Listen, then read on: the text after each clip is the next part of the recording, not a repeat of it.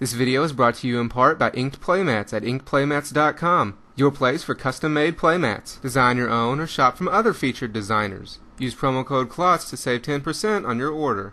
Inked Playmats, your game, your style.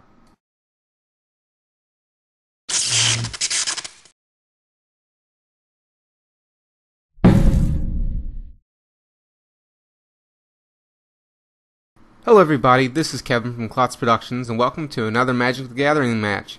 This week we have Nick playing Mage Blade and he's going up against Corey who's playing Patrick Chapin's Grixis deck from Worlds. Both players start the game off with a mulligan down to 6 cards and then Corey led it off with a tapped Drowned Catacomb. Then Nick put an island into play and used it to cast a Ponder. He reordered the 3 cards on the top and then drew one. Corey laid down a mountain on his next turn, and then Nick played land go as well. Then at the end of Nick's turn, Corey used the Desperate Ravings to draw 2 cards and then discarded at random a Darkslick Shores. Corey passed his next turn after putting a Sulfur Falls into play, at the end of which Nick used to think twice to draw a card. Nick then missed his next land drop, and Corey played a Forbidden Alchemy. Then Corey played land go again for his turn. Nick then missed another land drop and discarded a Day of Judgment, and at the end of the turn, Corey used another Forbidden Alchemy. Corey passed his next turn after putting a Blackcleave Cliffs into play tapped, at which point Nick used another Think Twice to draw another card. Then on Nick's turn, he finally got another land, which was a Seachrome Coast. Corey then attempted to resolve an Olivia Voldaren, however Nick stopped it with a Mana Leak. Nick then laid down a Glacial Fortress and passed his turn. Then at the end of Corey's next turn, Nick flashed back his Think Twice. He then laid down a Plains and passed his turn, at which point Corey used Snapcaster Mage to flash back his Forbidden Alchemy. He attacked for 2 with his Mage, dropping Nick down to 18, and at the end of the turn, Nick flashed back another Think Twice. At the end of Nick's turn, Corey attempted to flash back another Forbidden Alchemy, however Nick stopped it with a Mana Leak. Corey sent his Snapcaster to the red zone again, dropping Nick down to 16. Then at the end of the turn, Nick flashed in a Snapcaster Mage of his own. Nick then resolved a Sword of Feast and Famine. He then attacked with his Snapcaster Mage, however Corey destroyed it with a Galvanic Blast. Corey attacked again with his Mage, dropping Nick down to 14 life. Then post-combat, he cast a Wurmcoil Engine. Nick tried to keep it from resolving with a Dissipate, however Corey used a Mana Leak to counter the Dissipate and the Wurmcoil resolved.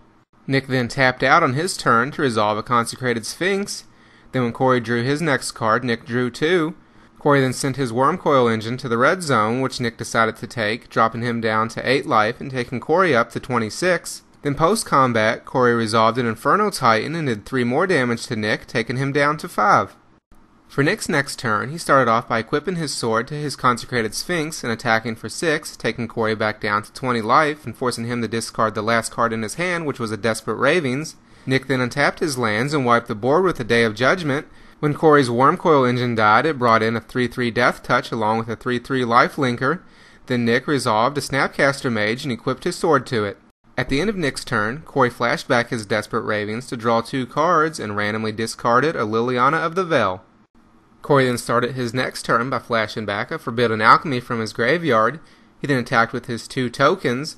Nick decided to trade his Mage with the Death Touch token and then went down to 2 life from the Life Linker and bringing Corey up to 23.